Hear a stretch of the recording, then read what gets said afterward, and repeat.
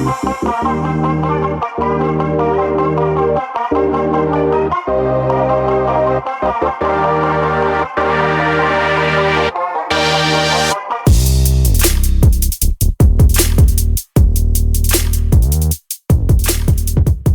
you for checking out Real Talk Personal Finance. Shit's about to get real. Cash Flow King with you today. In today's episode, we have 2026 IRS Contribution Limits. I'm going to make this short and sweet, guys. Don't really have a lot of announcements in today's episode. Recording this on Sunday evening, November 16th. Late last week on Thursday, the IRS came out with their 2026 contribution limits and some other important figures related to retirement plan contributions and the like for next year. So I just wanted to take a few moments to run through those and hit on a couple of highlights. Before I do that, I'm going to quote a couple of things here from an article late last week from CNBC regarding basically how none of this shit fucking matters for most people, honestly. In 2024, according to this article, Vanguard did a How America Saves report, which they looked at almost 5 million participants. So that's 5 million individual investors and about 1,400 qualified plans. So 1,400 different retirement plans out there. And according to their study, the average combined savings rate to a retirement plan, which includes employer contributions, was an estimated 12%. So that's employee plus employer contributions on average were about 12% in 2024. Also, according to the same study, only 14% of participants, those are individuals in these retirement plans, maxed out their 401k. Let's see here. Another report, according to Fidelity Investments, where they analyzed over 24.5 million participants in more than 25,000 corporate plans. Their study showed that employee and employer contributions combined was about 14.2% during Q2 of 2025. So a little bit higher, but still in the same ballpark. You got somewhere in the 12 to 14-ish percent neighborhood of total contributions between employee and employer. And then going back to the Vanguard study, only about 14% of people maxed out their 401ks in 2024. So I thought that was just some interesting little tidbits from that article from CNBC, just to go ahead and kick us off to get started, because what I'm going to talk about here are the maximums. And as you can see, based on those numbers, there really aren't all that many people that are doing the maximum. So, everyone's situation is going to be a little bit different. Of course, we don't give advice on this show. This is for entertainment and education purposes only. Does everybody need to max out their plan? No, probably not. We can talk about, and I think we've done shows in the past on savings rates and things like that. There's different types of investments out there. Everyone's situation is going to be different. There's going to be different periods of life where you may or may not be able to put away a certain amount of money.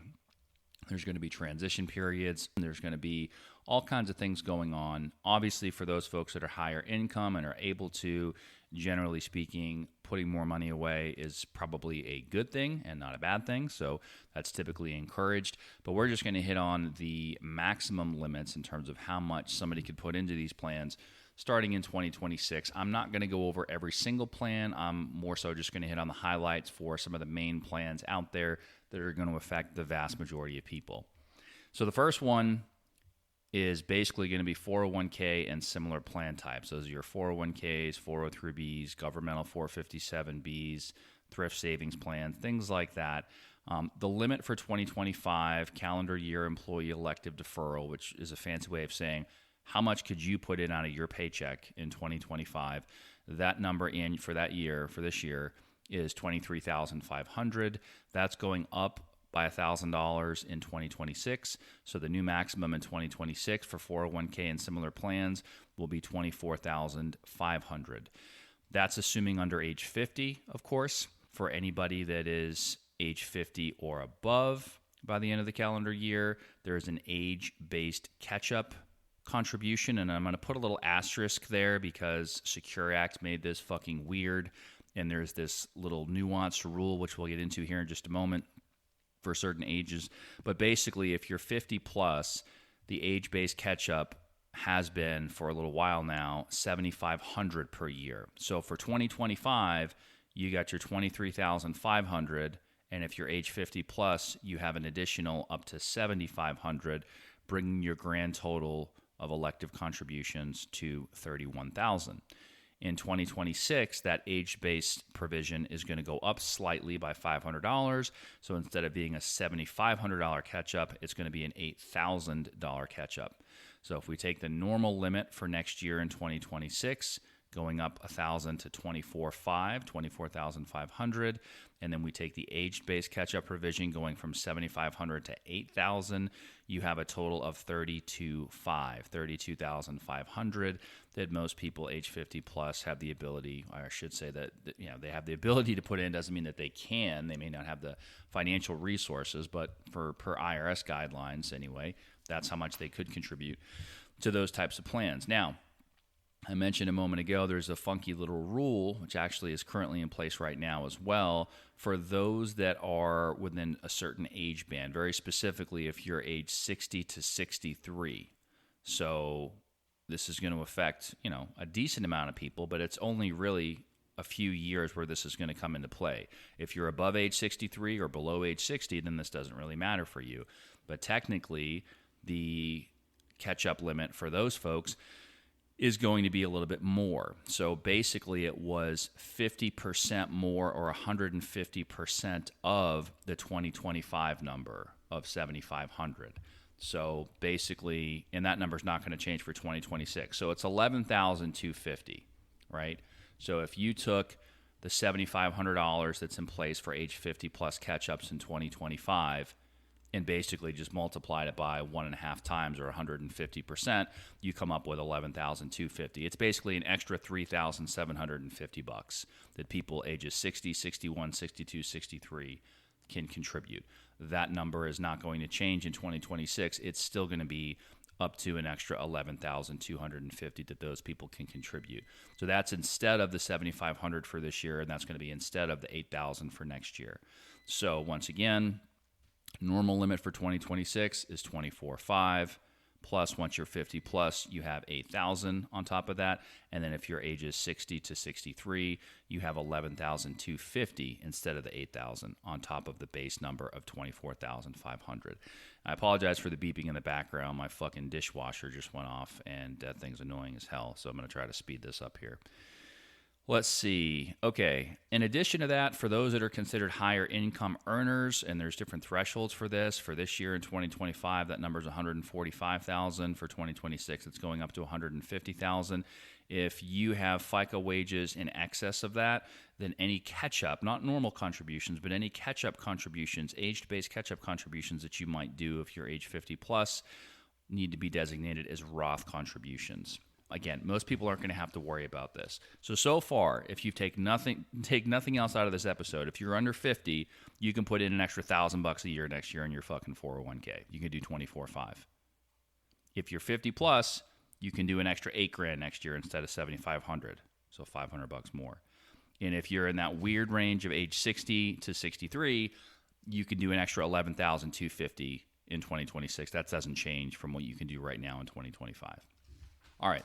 Moving on, if we go on here to the other big one that most people are going to give a shit about are IRAs and Roth IRAs, so traditional IRAs and Roth IRAs. For 2025, under age 50, you're looking at $7,000. Next year, it bumps up to $7,500 in terms of the normal contribution limit, so it goes up $500.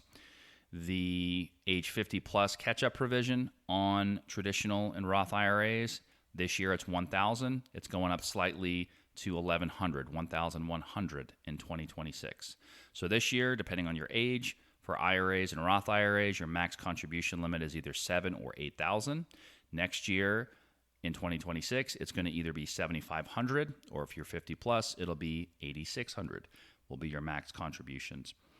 I'm going to skip a few plans here. Let's see. For those that give a shit about the 415 limit, which basically puts a max on employee and employer contributions together, regardless of whether or not they're elective.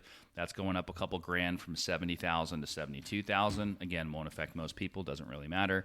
And then the other one that probably doesn't affect a ton of people, but is somewhat relevant, and I do talk about this a fair amount on the show, and that is the taxable wage base for Social Security purposes. So the Social Security wage base, basically the amount of money that you earn that is subject to the Social Security portion of FICA tax, that's 6.2%, is currently $176,100. That's going up next year in 2026 to $184,500. So anything you earn in excess of that in terms of your wages will not be subject to that 6.2% portion of FICA tax in 2026. So if you're a higher income earner, depending on when you cross those thresholds, you could basically be getting a quote-unquote little bit of a raise going into that latter part of that calendar year.